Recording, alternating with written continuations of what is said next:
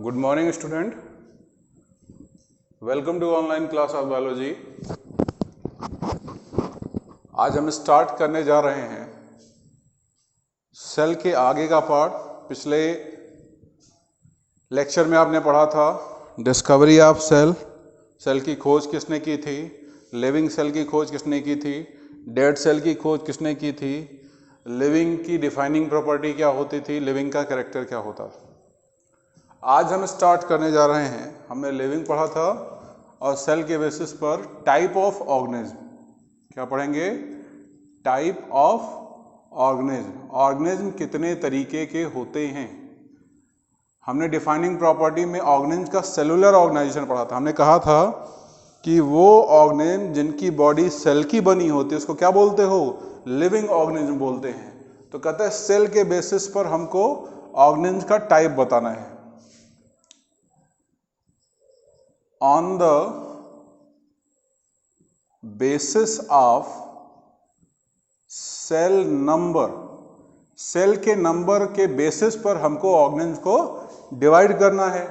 तो कहता है सेल के नंबर के बेसिस पर जब हम ऑर्गेनिज्म को डिवाइड करते हैं तो दो कैटेगरी में डिवाइड करते हैं। First one is unicellular. First one क्या है, यूनिसेलुलर। यूनि का मतलब क्या होता है, एक। वो ऑर्गेनिज्म जिनकी बॉडी सिंगल सेल की बनी होती है उनको हम क्या बोलते हैं, यूनिसेलुलर बोलते हैं। Second one is multi cellular. दूसरा क्या है, मल्टी सेलुलर। यूनिसेलुलर का मतलब क्या होता है, organism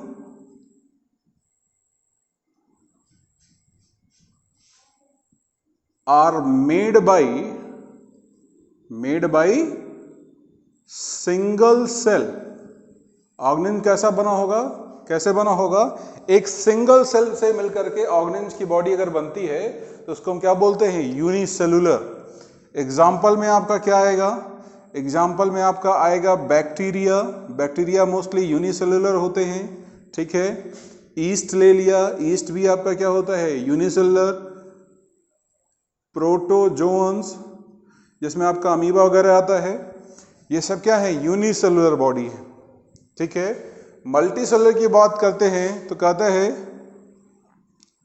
organism are made by more than one cell.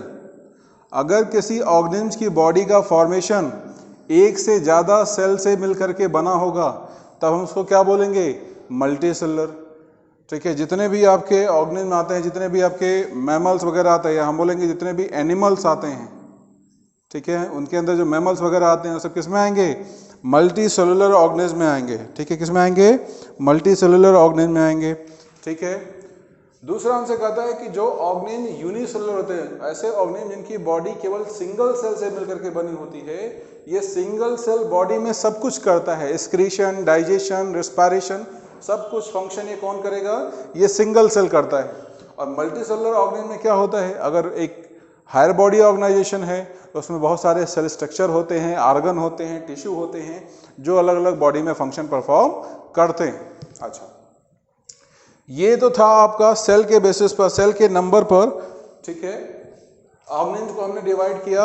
अब बात करते हैं शेप ऑफ सेल की, कि सेल का जो शेप होता है वो किस किस तरीके का हो सकता है। क्या बात करेंगे, शेप ऑफ सेल की। शेप ऑफ सेल, सेल का शेप। तो कहता है ऑर्गेनिज्म के अंदर जो सेल का शेप होता है वो सेल का शेप अलग अलग हो सकता है। फॉर एग्जाम्पल,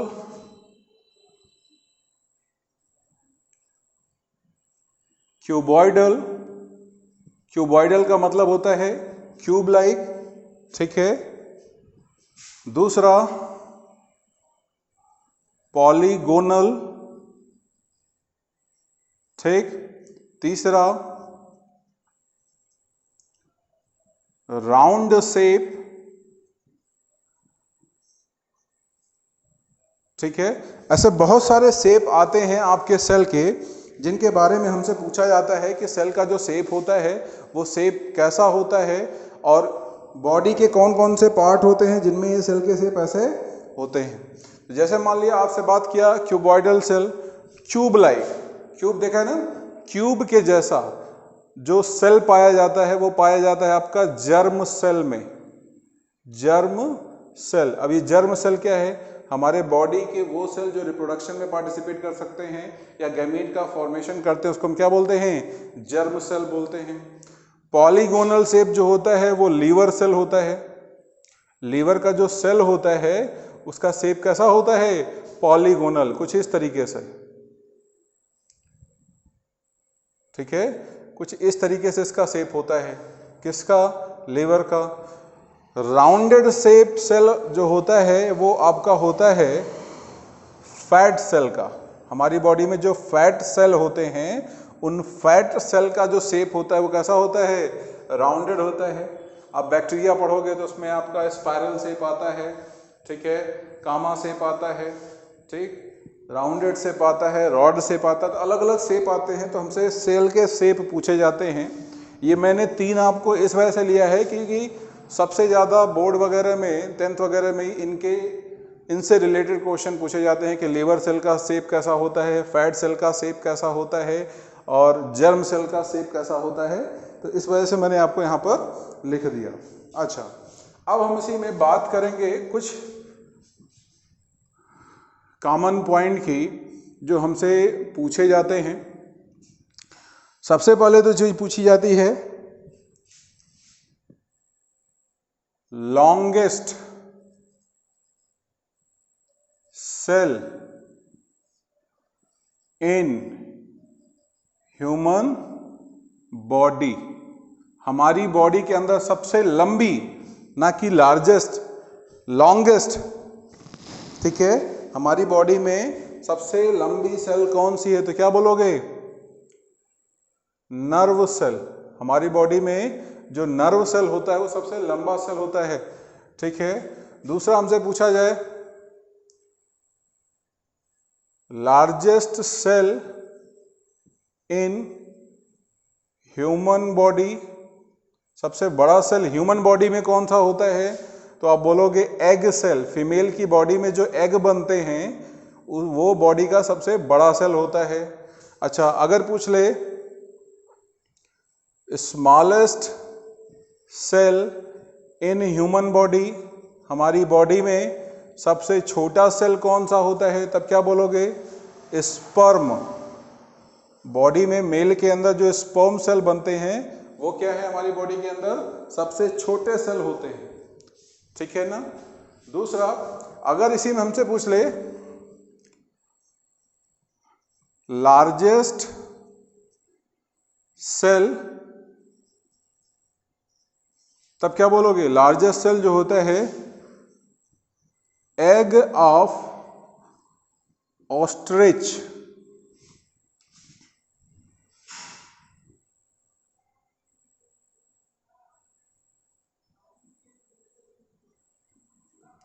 ऑस्ट्रिच का जो एग होता है वो सबसे बड़ा होता है, ठीक है।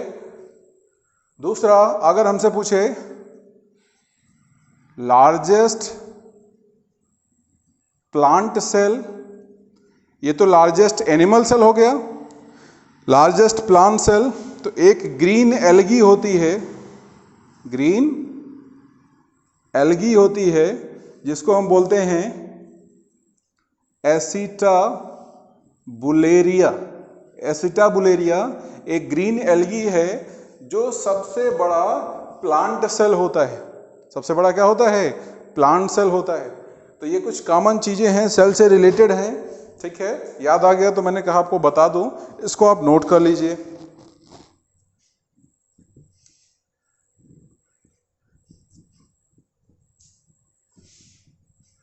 इसके बाद आता है टाइप ऑफ सेल की बात करते हैं। हम किसकी बात करेंगे, टाइप ऑफ सेल की।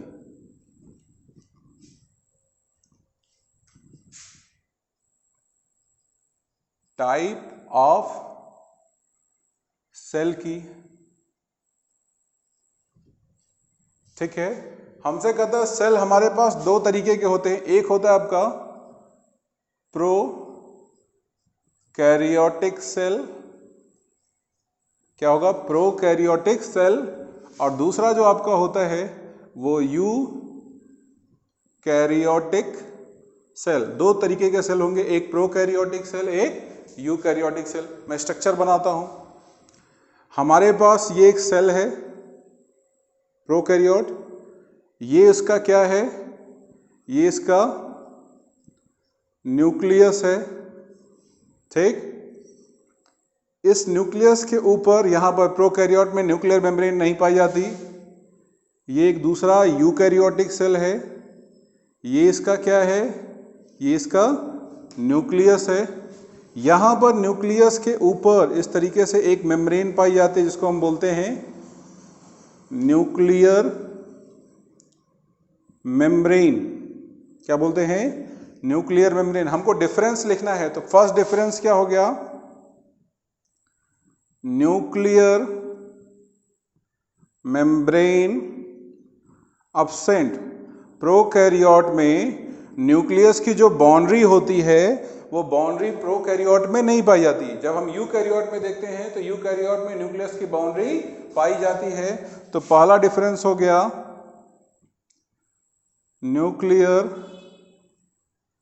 मेम्ब्रेन प्रेजेंट, यहां पर न्यूक्लियर मेम्ब्रेन प्रेजेंट होता है। डिफरेंस लिखने के लिए प्रोकैरियोट और यूकैरियोट में आता है, ये याद रखिएगा। दूसरी चीज कहता है कि प्रोकैरियोट में जो जेनेटिक मटेरियल होता है, जो डीएनए इसका होता है, जो इसका डीएनए होता है, ये डीएनए सेल के साइटोप्लाज्म में पाया जाता है। मैंने आपको पीछे प्रोटोप्लाज्म और साइटोप्लाज्म पढ़ाया था।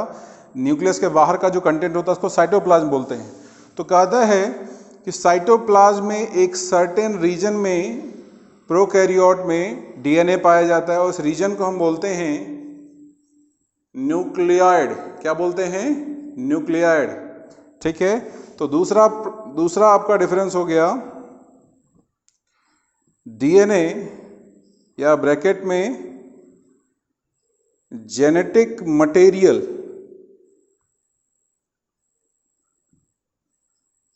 Present in cytoplasm. Genetic material कहां पर प्रेजेंट होगा, जेनेटिक मटेरियल प्रेजेंट होगा कहां पर, साइटोप्लाज्म में। अगर यही चीज हम यहां पर देखें तो कहता है कि यहां पर जो डीएनए होता है वो न्यूक्लियस के कहां होगा, अंदर। यहां पर डीएनए कहां होगा, न्यूक्लियस के अंदर। तो दूसरा डिफरेंस यहां पर क्या हो गया, DNA are present in nucleus. DNA कहां प्रेजेंट होगा, न्यूक्लियस में प्रेजेंट होगा। ये दूसरा डिफरेंस हो गया प्रोकैरियोट में। दूसरी चीज देखें, इसके साइटोप्लाज्म में इस तरीके से छोटे छोटे स्ट्रक्चर पाए जाते हैं जिसको हम बोलते हैं राइबोसोम। यहाँ भी पाया जाएगा और राइबोसोम इसके साइटोप्लाज्म में भी पाया जाता है। लेकिन डिफरेंस क्या होता है कि यहाँ पर जो राइबोसोम होता है वो 70S होता है, 70S। एस जो होता है ये राइबोसोम की यूनिट है। 70S क्या है, राइबोसोम। 70S राइबोसोम कहाँ पाया जाता है, प्रोकैरियोट में, ठीक है। और यहाँ पर क्या होता है, यहाँ पर जो राइबोसोम होता है वो बड़े साइज का होता है, उसको हम 80S राइबोसोम बोलते हैं। क्या बोलते हैं, 80S राइबोसोम। दूसरी चीज, राइबोसोम एक ऐसा सेल स्ट्रक्चर है जिसमें राइबोसोम के ऊपर बाउंड्री नहीं पाई जाती। नॉन मेम्ब्रेन बाउंड स्ट्रक्चर होता है कौन, राइबोसोम। राइबोसोम को छोड़ करके जितने भी सेल ऑर्गन आते हैं सबके ऊपर बाउंड्री पाई जाएगी, लेकिन यहाँ पर राइबोसोम एक ऐसा स्ट्रक्चर है जिसके ऊपर बाउंड्री नहीं पाई जाती। और राइबोसोम ही एक ऐसा स्ट्रक्चर है जो दोनों में पाया जाता है, प्रोकैरियोट में भी पाया जाता है और यूकैरियोट में भी पाया जाता है। अब आगे सुनिएगा, प्रोकैरियोट में कोई भी मेम्ब्रेन बाउंड मतलब कोई स्ट्रक्चर है उसके ऊपर की जो कवरिंग होती है, तो प्रोकैरियोट में कोई भी ऐसा सेल ऑर्गन नहीं पाया जाता जिसके ऊपर मेम्ब्रेन हो, जबकि यूकैरियोट में membrane bound cell organ present होते हैं। तो चौथा डिफरेंस हो गया membrane bound cell organelles absent. यहां पर मेम्ब्रेन बाउंड सेल ऑर्गन क्या होते हैं? अब्सेंट होते हैं। और अगर यहां पर देखा तो यहां पर मेम्ब्रेन बाउंड सेल ऑर्गन क्या होते हैं? प्रेजेंट होते हैं। यहां पर क्या होगा? प्रेजेंट होगा। यहां पर क्या था? यहां पर अब्सेंट होगा। आई बात समझ में? तो ये हमारा प्रोकैरियोट और यूकैरियोट में सेल स्ट्रक्चर में बेसिक डिफरेंस है। ठीक है। इसके अलावा हमसे कहा जाता है, ऊपर मैं लिख देता हूं, ठीक है। इसके अलावा हमसे प्रोकैरियोट में पूछा जाता है 5वां पॉइंट, प्रोकैरियोट में जो डीएनए होता है, 5वां, प्रोकैरियोट में डीएनए जो होता है वो सर्कुलर डीएनए प्रेजेंट। यहां पर सर्कुलर डीएनए प्रेजेंट होता है। यूकैरियोट में जो डीएनए होता है लीनियर डीएनए होता है। ठीक है, लीनियर, सीधा पाया जाता है। डीएनए हो जाता है स्ट्रेट होता है, और यहां पर क्या होता है? ये सर्किल में पाए जाते हैं। तो ये कुछ बेसिक डिफरेंस है प्रोकैरियोट और यूकैरियोट में, इसको याद रखिएगा। ठीक है। इसके बाद हम बात करेंगे इसी में सेल के स्ट्रक्चर की। एक नॉर्मल जो सेल है उस सेल के स्ट्रक्चर की बात करेंगे, वो भी देखते हैं।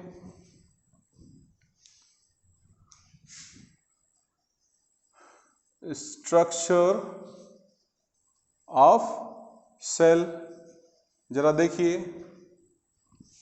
हमारे पास ये एक सेल है। ये सेल का क्या है? न्यूक्लियस। ये सेल का क्या होता है? Plasma membrane. नॉर्मली जो प्रोकैरियोट यूकैरियोट में दोनों में पाए जाते हैं, मैं उन्हीं की बात कर रहा हूं। सेल के बाहर क्या होगा उसका? साइटोप्लाज्म।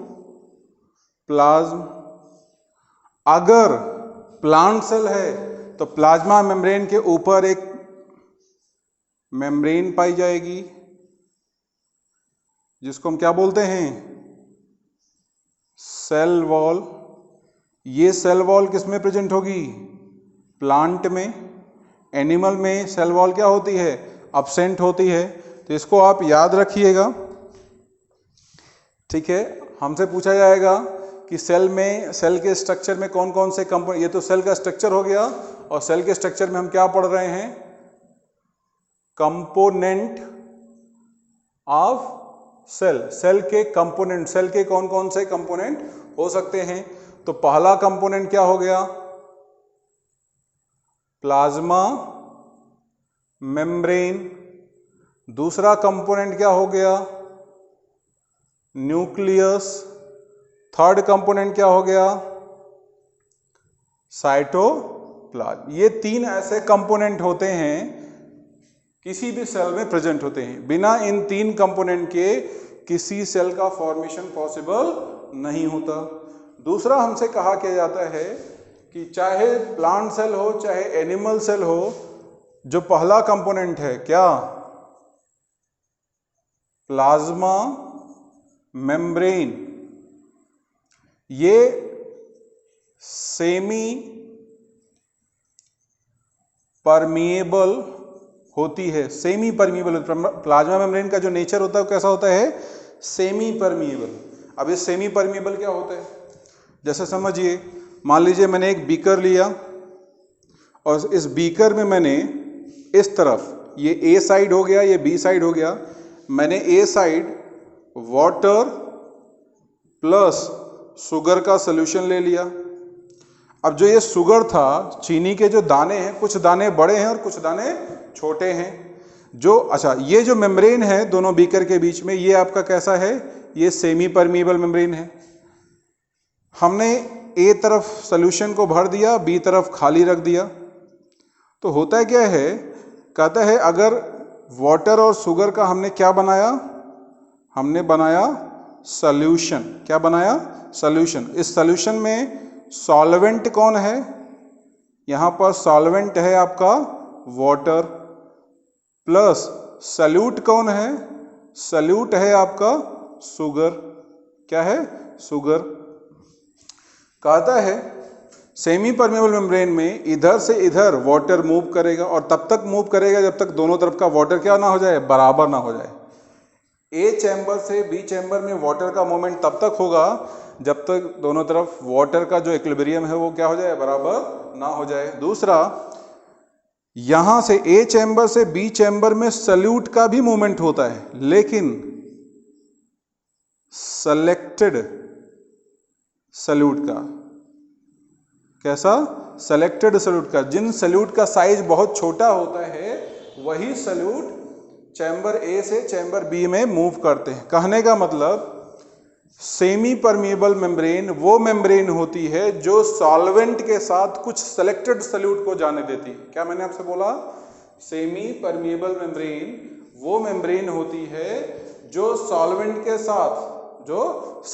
साथ कुछ सेलेक्टेड सल्यूट को मूव करने देती है। अगर हमारे पास कोई से मान लीजिए हमारे पास कोई सेल है तो सेल के अंदर वाटर तो जाएगा, सेल के अंदर वाटर तो जाएगा, लेकिन वाटर के साथ कुछ सेलेक्टेड सल्यूट ही सेल के अंदर जा सकते हैं, सब कुछ सेल के अंदर नहीं जा सकता। आई बात समझ में? तो कहता है कि स्ट्रक्चर ऑफ सेल में जो कंपोनेंट ऑफ सेल थे प्लाज्मा मेम्ब्रेन, प्लाज्मा मेम्ब्रेन का नेचर कैसा होता है? सेमी परमिएबल मेम्ब्रेन होती है प्लाज्मा मेम्ब्रेन। और सेमी परमिएबल मेम्ब्रेन जो प्लाज्मा मेम्ब्रेन होती है वो सॉल्वेंट के साथ कुछ सेलेक्टेड सल्यूट को ही सेल के अंदर जाने देती है। दूसरा जो कंपोनेंट है उसको न्यूक्लियस बोला जाता है। न्यूक्लियस किसी भी सेल का क्या होता है? कंट्रोलिंग सेंटर होता है। न्यूक्लियस क्या है? Controlling centre of the cell. Cell का कंट्रोलिंग सेंटर है। सेल को कंट्रोल करने की पावर किसके पास होती है? न्यूक्लियस के पास। सेल के अंदर जो कुछ भी होगा, ठीक है, उसको कंट्रोल करने की क्षमता किसके पास है? न्यूक्लियस के पास। सेल डिवाइड करेगा कि नहीं करेगा, सेल में कोई चीज प्रोटीन बनेगी कि नहीं बनेगी, ठीक है, सेल किसी चीज को एब्जॉर्ब करेगा कि नहीं करेगा, कुछ भी उसके अंदर फंक्शन होना हो उसको परफॉर्म कौन करेगा? न्यूक्लियस। बिना इसके आदेश के सेल कोई भी फंक्शन परफॉर्म नहीं कर सकता। और तीसरा जो कंपोनेंट है वो है साइटोप्लाज्म। न्यूक्लियस के चारों ओर जो फ्लूइड प्रेजेंट होता है उसको साइटोप्लाज्म बोलते हैं, जिसमें आपके सेल ऑर्गन, ठीक है ना, और आयरन्स, प्रोटीन्स, ठीक है, अदर एलिमेंट, वाटर, ये सारी चीजें प्रेजेंट होती हैं। तो ये था आपका स्ट्रक्चर ऑफ सेल और कंपोनेंट ऑफ सेल। इसमें ये तीन चीजें जरूर लिख लीजिएगा कि प्लाज्मा मेम्ब्रेन का नेचर कैसा होता है? सेमी परमिएबल, और ये सॉल्वेंट के साथ कुछ सेलेक्टेड सल्यूट को ही मूव करने देता है। Nucleus is the controlling power of the cell, and third word is cytoplasm is the main component of the cell that contain cell organ and cytoskeleton element. Clear? आज हम इतना ही रखते हैं। Next video lecture में इसके आगे हम पढ़ेंगे सेलुलर एक्टिविटी, सेल के द्वारा परफॉर्म किए जाने वाली एक्टिविटी, ठीक है, और डिफ्यूजन। हम इसी में कुछ टर्म आते हैं, ऑस्मोसिस, ठीक है, पैसिव ट्रांसपोर्ट, एक्टिव ट्रांसपोर्ट, वैसे कुछ टर्म आपके बुक में दिए गए हैं। नेक्स्ट लेक्चर में हम उसको डिस्क्राइब करेंगे। आज इतना ही रखते हैं। जितना पढ़ाया है इसका नोट्स बना लीजिएगा और इससे रिलेटेड जो क्वेश्चन हो आप पूछ सकते हो। Thank you.